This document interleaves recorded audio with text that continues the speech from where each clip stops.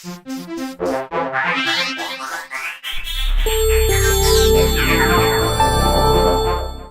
out there in Whisky Land. This is Leonard, and we are here with a quick whiskey tip.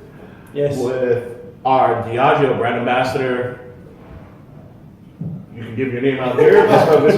This time we're going to go different. So we're going to go different. So, yeah. Good afternoon, everybody. Good evening. My name is Donald Colville, and I am the malts ambassador for Diageo. So, Donald is actually from Scotland. He was born and raised. Yeah, born and raised in the industry.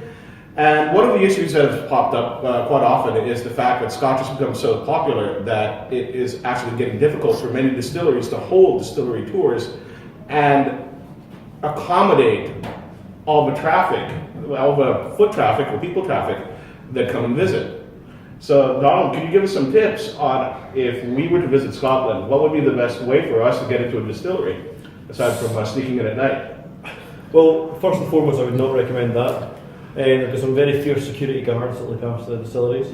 In the case of Cardew, they're two big lovely Highland cows. But joking aside, Scotch whisky tourism is absolutely booming at the minute. Last year, our 12 visitor centres welcomed an absolute record amount of visitors, like Blair Athol and Talisker in particular. Were actually overwhelmed with visitors, well over 70,000 each. So those two distilleries alone were over 140,000 visitors coming to see us. And in fact, the Talisker, we were almost turning people away because we just literally couldn't take them in. So a couple of things I always recommend to people are, so when you're coming over and you're planning a trip, one, we've got obviously from a Scottish tourism perspective, use the Incredible Visit Scotland website because it gives you so much hints, tips, support on accommodation, on routes, on timings. It's a wonderful, wonderful website. Then, I can only talk about my own brands, but visit malts.com because at malts.com we've just launched a brand new website which is there to help make your experiences easier. So you can book everything online, you can plan your tour, you can see and work out timings. There's some wonderful, wonderful support that can be given on that website. So for me, that's the two big things. The other thing is, don't be afraid to pick up the phone and phone the distilleries themselves because they can offer the best advice, better than anybody else can. Because if you're, say, Oban Distillery and you're going to be travelling to Lagavulin, if you pick up the distillery, the phone and phone Lagavulin, the guys there will tell you, one, exactly how long it's going to take because let's be honest, when we look at Google Maps sometimes the route timings can be a little bit inaccurate. Mm-hmm. It tells you it's going to be an hour and a half's drive and 3 hours later you're still nowhere near. They'll give you much better up-to-date information if there's any roadworks, etc. So just don't be afraid to pick up the phone. So in terms of planning ahead, we don't need that much forward planning in terms, there's no need to say book 3 months or 6 months in advance to do these tours. Yeah, it really depends on what time you're going. So if you're going peak season right in the middle of June, July, August, I would be inclined to make sure you book as soon as possible. Okay. Especially for the ones that are the busiest. So Talisker being a prime example. During the children's school holidays, when there's lots of holidaymakers up on Skye, I would definitely recommend making sure you book as far, maybe not 3 months, but as far enough in advance as possible, just so you are not disappointed. Excellent. Well, thank you very much. These are great tips, and a lot of people don't realize how big these distilleries are, and how big the visitor centers are, and how much planning has to be involved on their end to make sure you guys make sure everyone has a great time when they come and visit. So again, be sure to visit the websites. Be sure to plan ahead. I have a quick question. Is there an admission charge to get It's a really good question in admission. So you'll see the prices all online. So depending on the level of tour that you want to do, there are different prices. Some can be incredibly expensive and experiential, but they are worth every penny because you get some to see parts of a distillery and do things you would never get to do. A lot of standard tours are free, so you don't pay admission. If you're a friend of the Classic Malt, that's also something that we historically have offered free tours with. The other thing is to look at what kind of tours are on offer. Some places you don't just have to go for a walk around the distillery itself, you can actually just simply do a wonderful tasting.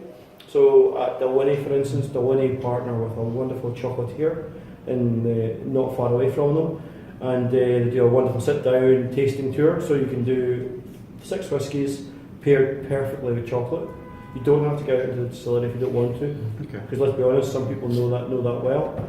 Or alternatively, one of the best things people can do, and this is my favourite, I recommend if you go to Lagavulin, you book on to the warehouse tour, because the warehouse experience with Ian MacArthur is probably one of the best experiences you'll ever have in a whisky distillery, bar none. The guy's a legend in his own lifetime. Alright, I have one question. This is Frank, by the way. I'm just staying outside for this one. Hello. A question out there though. Can you get special bottlings that you wouldn't be able to get like retail outside of the distillery? That's a really good question, and that's what I was going to go on to next actually. At our distilleries, again, I'm only talking for my own sites, we do offer for certain times of the year distillery only bottlings. So whiskey that you cannot buy anywhere else, bar none.